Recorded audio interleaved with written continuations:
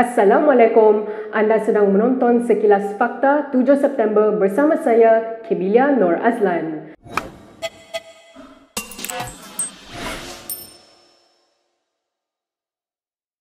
Keputusan sama ada Ahmad Zahid Hamidi akan dibebaskan atau diperintah membela diri terhadap 40 pertuduhan rasuah berhubung sistem visa luar negara akan diketahui 23 September ini.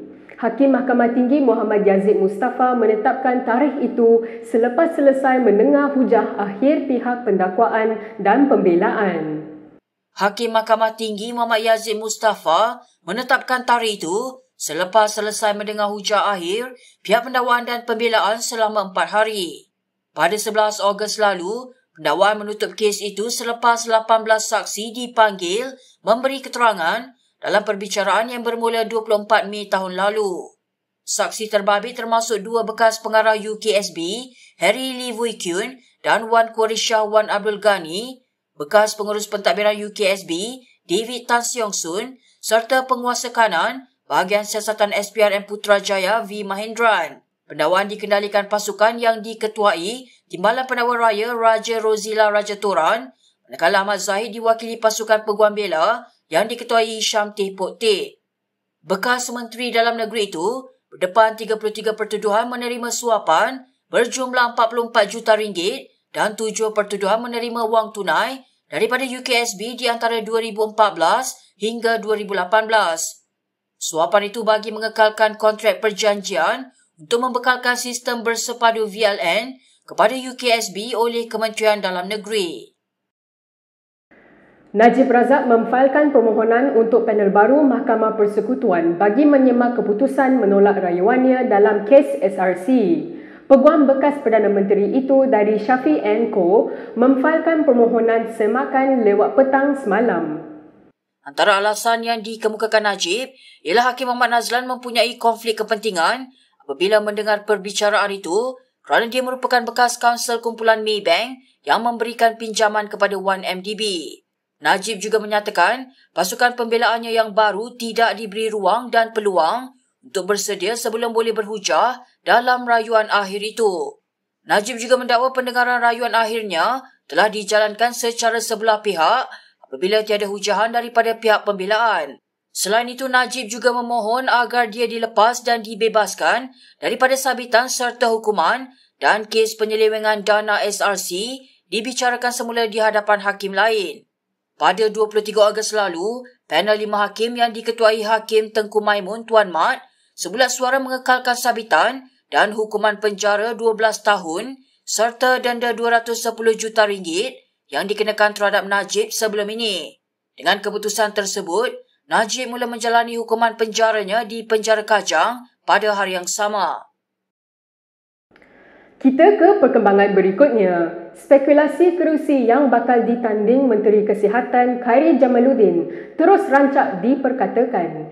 Ini selepas dia menyatakan kesediaan untuk melepaskan kerusi Parlimen Rembau kepada Timbalan Presiden UMNO Muhammad Hassan. Menurut sumber UMNO Negeri Sembilan, beberapa kawasan Parlimen menjadi tumpuan untuk kemungkinan bekas Ketua Pemuda UMNO itu bertanding pada PRU ke-15 nanti. Antara kawasan yang mungkin menjadi pilihan Khairy jika direstui pucuk pimpinan untuk bertanding ialah Parlimen Tampin, Kuala Pilah atau Putrajaya. Menurut sumber, Khairy dijangka akan bertanding di kerusi Tampin kerana ia dilihat kerusi selamat memandangkan ia adalah kubu kuat UMNO. Bagaimanapun, sumber Malaysia kini mengulas lanjut bahawa buat masa ini Khairy cenderung untuk bertanding di kerusi Parlimen Kuala Pilah dan telah turun padang beberapa kali. Pada 4 September lalu, Khairy mengesahkan bahawa dia tidak akan mempertahankan kerusi Parlimen Rembau pada PRU ke-15 nanti. Khairy berkata dia telah diminta untuk memberikan laluan kepada Timbalan Presiden UMNO yang berhasrat untuk bertanding di kerusi berkenaan. Menjelang PRU 15 yang dijangkakan diadakan tidak lama lagi, PKR akan memulakan beberapa siri rapat mega di seluruh negara bermula Ahad ini. Perhimpunan pertama tersebut akan berlangsung di Gombak dan akan bermula jam 5 petang sehingga tengah malam. Kenapa Gombak utama untuk rapat mega? Anda rasa kenapa?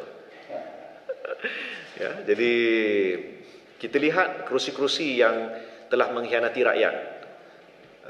Ini semestinya menjadi salah satu fokus bagi keadilan. Kerana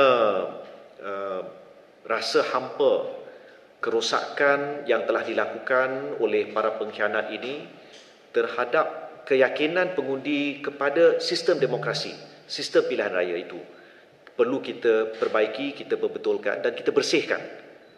Walaupun Fahmi tidak menyebut sebarang nama, dia merujuk kepada bekas timbalan Presiden PKR merangkap ahli Parlimen Gombak Azmin Ali yang menjadi dalang langkah Sheraton pada 2020 sehingga menyebabkan Kerajaan Pakatan Harapan tumbang. Menurut Fahmi lagi, rapat mega itu kemudiannya akan bergerak ke setiap negeri dengan kehadiran tokoh-tokoh kanan parti seperti Presidennya Anwar Ibrahim dan timbalannya Rafizi Ramli. Berita seterusnya, seorang pemimpin UMNO mencabar Dr. Mahathir Mohamad ke gelanggang pilihan raya pada PRU 15 jika merasakan UMNO jahat dan perlu ditewaskan. Ketua Penerangan UMNO Syahril Hamdan berkata, Mahathir tidak sepatutnya mengkritik UMNO begitu keras kerana institusi itu juga pernah berjasa kepadanya.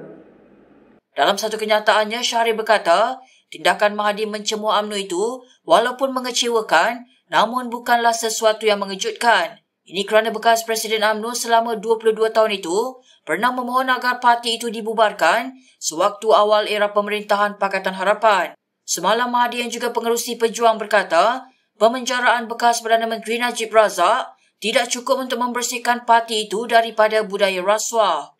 Ahli Parlimen Langkawi itu berkata, rasuah dalam parti itu telah melata dari pucuk pimpinan hingga ke peringkat akar umbi dan perlu ditolak secara keseluruhan. Dalam pada itu, ahli MKT UMNO Muhammad Puan Zarkashi menyifatkan kenyataan Mahathir itu sebagai bersifat retorik. Katanya Mahathir sememangnya mahu melihat Najib dan Presiden UMNO Ahmad Zahid Hamidi meringkuk di penjara kerana mahu melihat UMNO terkubur. Menteri Besar Selangor Amiruddin Syari mengancam untuk mengambil tindakan undang-undang terhadap seorang pengguna Twitter. Ini selepas pengguna Twitter itu membangkitkan persoalan mengenai isu penyahwartaan hutan simpan Bukit Ceraka seluas 406 hektar. Amiruddin yang juga adun Sungai Tua membuat ciapan tersebut selepas pengguna Twitter itu mempersoalkan jika penyahwartaan itu dibuat kerana Amiruddin mencari dana politik bagi PRU akan datang. Amiruddin juga sekali lagi menjelaskan kerajaan negeri memutuskan untuk meneruskan proses penyahwartaan bagi mengelak tindakan undang-undang. Katanya lagi langkah membatalkan penyahwartaan yang dibuat pada tahun 2000 akan menguntungkan syarikat pemaju kerana mereka dapat meraih pampasan besar.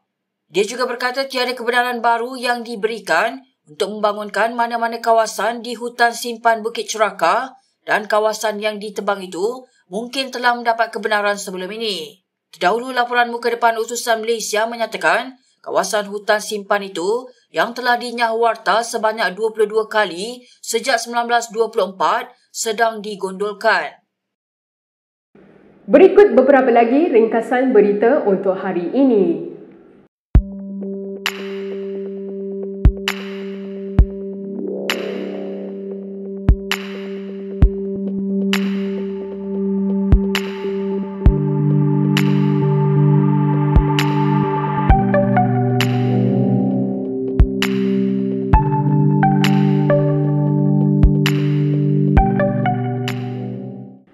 Sekian sahaja daripada saya, Kemilia Nur Azlan untuk Sekilas Fakta.